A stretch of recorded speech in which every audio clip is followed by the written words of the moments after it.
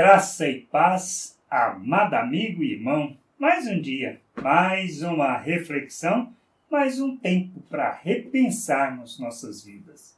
Repensarmos nossas vidas. Isso que nós precisamos entender, repensar nossas vidas todos os dias, todo o tempo, à luz do que fala Deus através das Escrituras, através da sua palavra. Nós estamos muitas vezes equivocados pensando que Deus deseja de nós uma religião, que cristianismo é uma religião. Não é religião. Temos que entender isso, temos que compreender isso. Jesus não veio para estabelecer uma religião. Ele veio cumprir a vontade de Deus, cumprir o plano de Deus. E isso que nós precisamos entender e compreender. Nós muitas vezes queremos uma religião. Por quê? Isso que nós temos que entender. Na religião é muito mais fácil. Não requer de nós compromisso, não requer de nós nada além de simplesmente achar que temos que cumprir com uma obrigação, satisfazer um Deus, um ente divino, e seremos recompensados. Não é isso? Não é isso que muitas vezes fazemos? Vamos a reuniões, vamos à missa, vamos a cultos, vamos a eventos religiosos com um intuito só: satisfazer e agradar o ente divino, prestar um serviço, pois prestando esse serviço, seremos recompensados. Ele se agradará de nós, satisfará, atenderá aos nossos desejos, resolverá os nossos problemas e teremos uma vida tranquila. Não é isso? Não é isso que muitas vezes pensamos? Não é isso que muitas vezes fazemos e falamos? Mas é isso que Deus quer? Temos que entender. Não, não é isso. Jesus não veio para isso e esse não é o propósito de Deus. Precisamos, por isso, pensar fora da caixa. Pensar fora de todo esse pragmatismo religioso, essa forma de encarar as nossas vidas, de departamentalizar todo o setor, toda a área da nossa vida em aspectos profissionais, aspectos de família, aspectos do trabalho e aspectos de educação, de formação e religioso. Não é isso. Nossa vida não é para isso, não é isso o propósito de Deus. E nós temos que entender. Por isso que é importante compreendermos a vontade de Deus. Se entendemos a vontade de Deus, se entendemos o seu plano e seu propósito, então viveremos essa vontade como lhe agrada. E aí cumpriremos o nosso papel e teremos uma vida plena, que é o nosso desejo, que é o nosso sonho, que é a nossa ansiedade em termos de viver uma vida plena. Embora muitas vezes, ou na maioria das vezes, estejamos equivocados na maneira de pensar, na maneira de alcançar e nos resultados que teremos. Por isso é importante pararmos e pensarmos e entendermos o que acontece e os ensinos de Jesus. Vamos lá, vamos para uma reflexão hoje, pensando sobre esse aspecto, vontade de Deus. A vontade de Deus está acima dos nossos interesses. Imagine o seguinte cenário, tá? Dentro de uma realidade, de uma experiência de uma vida de Jesus com os seus discípulos. Logo depois da ceia, ele sai, ele já tinha falado que iria ser traído, que todos o abandonariam. Ele diz para Pedro que Pedro o negaria 3 vezes, tudo, mas ele faz a ceia, celebra a ceia, e sabemos pelas Escrituras que era o momento que ele esperava ansioso. Depois da ceia, ele sai, vai para o Getsemane com seus discípulos. Estando lá, depois da oração, depois daquela oração que ele faz ao Pai, para que se pudesse o livrar-se daquele momento, daquela hora, aí ele chama seus discípulos, pois está chegando aquele momento que seria o momento mais difícil de sua vida. Judas chega com o servo do sumo sacerdote e os guardas, que ele havia combinado que aquele a quem ele beijasse seria Jesus Cristo e a ele deveriam pegar e prender. Mas, o que acontece? um dos discípulos estava carregando uma espada. Quando isso acontece, quando acontece esse momento que o servo tenta prender Jesus, o que acontece? Pedro pega a espada e corta a orelha deste servo.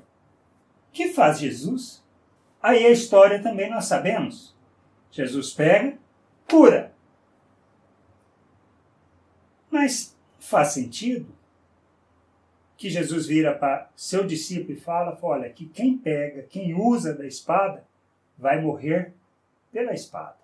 Isso está lá em Mateus 26. A gente lê do 47 até o 75 sobre isso. Essa passagem que eu estou mencionando está especificamente do versículo 51 ao 54. Então, Pedro, que foi o discípulo, cortou a orelha, Jesus foi e restaurou, disse para ele que quem usa da espada com a espada morrerá, e vira para eles e fala, olha, se eu pedisse para o Pai, ele mandaria uma legião, 12 legiões de anjos. Se ele fizesse isso, ele estaria mostrando todo o poder que tinha, todo o poder de Deus. Mas era isso? Não. O que ele complementa? Ele fala, olha, que se ele fizesse aquilo, ele não iria cumprir o que estava nas Escrituras. Por quê? Porque as Escrituras falam da vontade e do plano de Deus para as nossas vidas. O que nós precisamos entender sobre isso? Que a grande questão que muitas vezes queremos é o poder de Deus, queremos a manifestação desse poder. Nós pensamos que Deus quer ser reconhecido pelo seu poder, mas não é isso. Não é este o plano, não é este o propósito. Então precisamos entender duas coisas importantes que a gente tira, que Jesus falou. Primeiro, ele fala da vontade do Pai. E a vontade está acima do poder de Deus, do seu próprio poder. E a outra coisa que ele fala é acerca do conhecimento das Escrituras. Se não conhecermos as Escrituras, não faremos a vontade de Deus. Duas coisas importantes, e nós não podemos esquecer disso. A vontade de Deus, nós só vivemos, só experimentamos e só nos submetemos se conhecermos as Escrituras. As Escrituras, nós só conhecemos se nós submetermos à vontade de Deus. Parece estranho, não parece? Mas não. Quando nós entendemos isso, quando nós nos colocamos diante de Deus com um coração quebrantado, compungido, reconhecendo que nós não conhecemos a Deus, que desejamos conhecer a sua vontade, conhecer o seu querer, ele revela a sua vontade.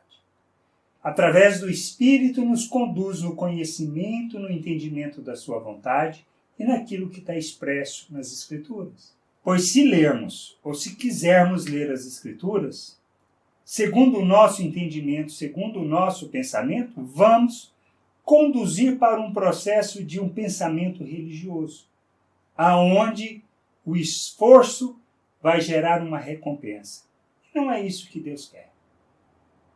Não foi isso que ele planejou. Todo esse propósito de crucificação, de reconciliação, da salvação, ou seja, que é a nossa reconciliação com Deus, por sua graça, é a sua graça manifesta por meio da fé em Jesus Cristo, isto já estava previsto antes mesmo da criação do mundo, antes mesmo de Deus nos criar. E isso que nós precisamos entender. Então, a cruz de Cristo já estava planejada. Aquilo pelo qual Jesus iria passar, a crucificação, todo o sofrimento, já estava planejado.